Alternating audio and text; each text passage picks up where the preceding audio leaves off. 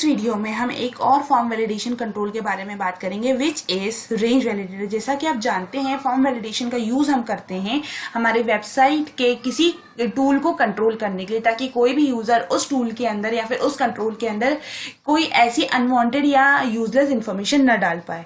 तो हमें क्या करना रहता है, फॉर्म वैलिडेशन का यूज हम इसीलिए करते हैं ताकि हम हमारी वेबसाइट में इनपुट होने वाले डेटा, यूजलेस इनपुट होने वाले डेटा को एंटर होने से बचा सकें। तो उन्हीं टूल्स में से एक टूल है रेंज वैलिडेटर।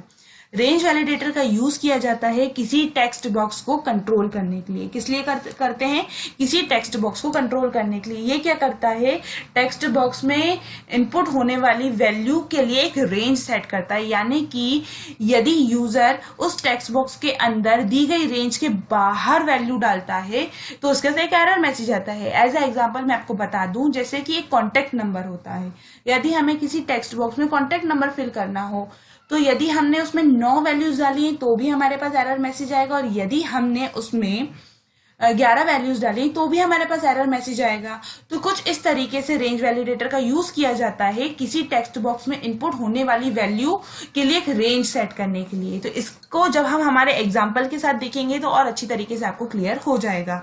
तो हम आते हैं प्रोग्राम बनाने के लिए हमारे विजुअल स्टूडियो पर। VISUAL स्टार्ट पर जाकर आपको टाइप करना होगा विजुअल।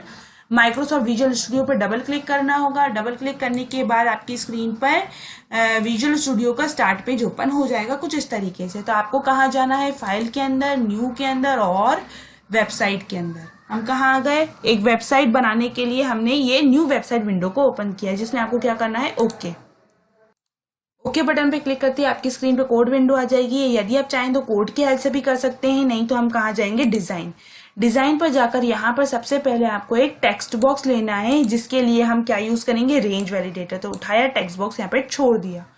इसकी लोकेशन या पोजीशन चेंज करने के लिए हमें जाना होगा फॉर्मेट, सेट पोजीशन, एब्सोल्यूट।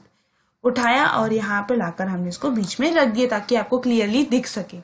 इसके बाद हम आते हैं हमारे वैलिडेशन वाले सेक्शन में। यहाँ पर आपको मिलेगा रेंज वैलिडेटर। क्लिक करा, उठाकर यहाँ पर हमने छोड़ दिया।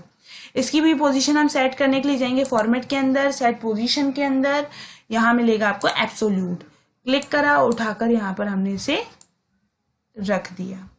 चलिए अब हमें क्या करना होगा, इसके लिए एक रेंज सेट करनी होगी, और यदि यूजर उस रेंज के बाहर वैल्यू डालता है तो उसके पास क्या आना चाहिए, एरर मैसेज। तो इस पर क्लिक करते हैं, यहाँ पर आते हैं एरर मैसेज में। इसको हटाया, इसको हटाने के बाद मैं यहाँ पे टाइप करूँ PLEASE, please fill value between 10 to 100। हमने क्या डाला, please fill value between 10 to 100। मतलब इस टेक्स्ट बॉक्स के अंदर जो वैल्यू आनी चाहिए वो कौन सी रेंज में आनी चाहिए, 10 से लेकर 100 तक के बीच में। यदि यूजर 9 डालता है तो भी उसके पास एरर मैसेज आएगा, और यदि यूजर 101 वैल्यू डालता है तो भी उसके पास एरर मैसेज आएगा। इसके बाद यहाँ पर हमें इसकी दूसरी प्रॉपर्टी यूज करनी होगी, कंट्रोल टू वैलिडेट में जाकर सिलेक्ट करना होगा क्या, टेक्स्ट बॉक्स 1। तो हमने क्या दिया, टेक्स्ट बॉक्स 1। इसके बाद यहाँ पर इसकी एक और होती है प्रॉपर्टी जिसका यूज हमें करना पड़ेगा। सबसे पहले मैक्सिमम वैल्यू। तो मैक्सिमम वैल्यू में हमें क्या देना होगा, हम कहाँ तक वैल्यू डालना चाहते हैं, 100 तक। तो यहाँ हमें देना होगा 100, मतलब 100। मिनिमम वैल्यू कितनी है, 10, तो हमें यहाँ पर क्या देना होगा, 10। तो चलिए अब हम आते हैं, एक बार मैं आपको अपने प्रोग्राम को रन करके दिखा देती हूँ, पर रन करने से पहले ये भी बता देती हूँ कि ये अभी जैसा हम काम चाह रहे हैं वैसा काम नहीं करेगा। तो पहले मैं रन करके आपको दिखा देती हूँ, फिर मैं बताऊंगी वो क्यों प्रॉब्लम आ रही है। स्टार्ट विदाउट डिबगिंग पे जाएंगे, जिसकी शॉर्टकट की होती है Ctrl+F5।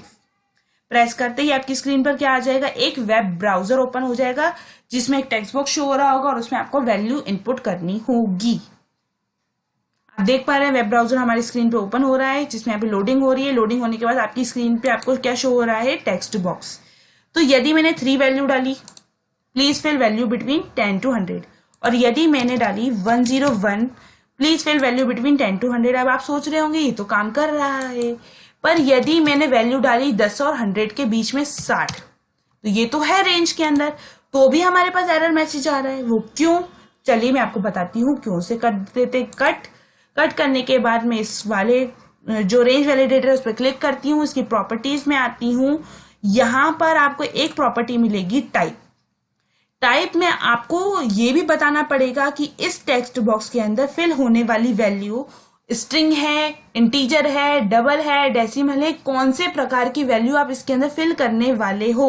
तो यहाँ पर है स्ट्रिंग, तो जब तक हम इसके अंदर स्ट्रिंग नहीं डालेंगे तब तक वो एरर मैसेज शो करेगा। तो यहां से हम जाके कर देते हैं क्या, इंटीजर। तो चलिए अगेन हम हमारे प्रोग्राम को रन करते हैं। रन करने के लिए debug start without debugging, Ctrl+F5 जिसकी शॉर्टकट की होती है। अब हमारी स्क्रीन पे ओपन हो गया हमारा वेब ब्राउजर। वेब ब्राउजर में हमें क्या डालना होगा, टेक्स्ट बॉक्स में वैल्यू। तो चलिए हमने डाला 3, आ गई एरर मैसेज। हमने डाला 105, आ गया एरर मैसेज। और यदि मैं डाल देती हूं 50, चला गया एरर मैसेज। तो ये होता है रेंज वैलिडेटर, जिसका यूज हम करते हैं किसी टेक्स्ट बॉक्स में इनपुट होने वाली वैल्यू की एक रेंज सेट करने के लिए, ताकि यूजर उसमें जो वैल्यू डाले दी गई रेंज के अकॉर्डिंग डाले। यदि यूजर दी गई रेंज के अकॉर्डिंग उसमें वैल्यू नहीं डालता है तो उसके पास क्या आता है, एरर मैसेज।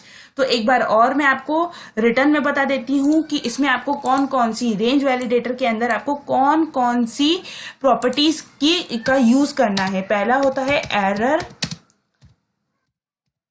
मैसेज, दूसरी प्रॉपर्टी होती है आपकी मैक्सिमम वैल्यू, तीसरी होती है मिनिमम वैल्यू, चौथी होती है आपकी कंट्रोल टू वैलिडेट, इसके बाद पांचवी होती है आपकी टाइप, कि आप उसमें कौन सी टाइप का डेटा डालने वाले हैं।